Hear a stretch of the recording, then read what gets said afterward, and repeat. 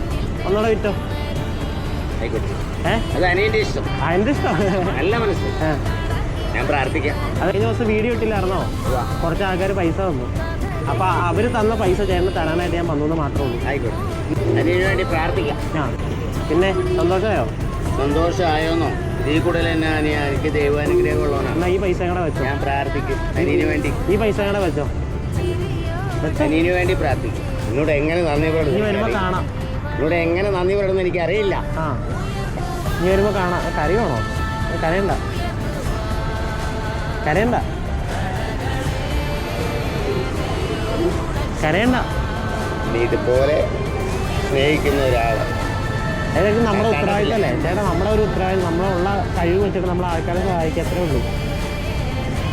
അതിനെ ഒരു ദിവസം എൻ്റെ വീട്ടിലേക്ക് പോവാം. വണ്ണപ്പുറം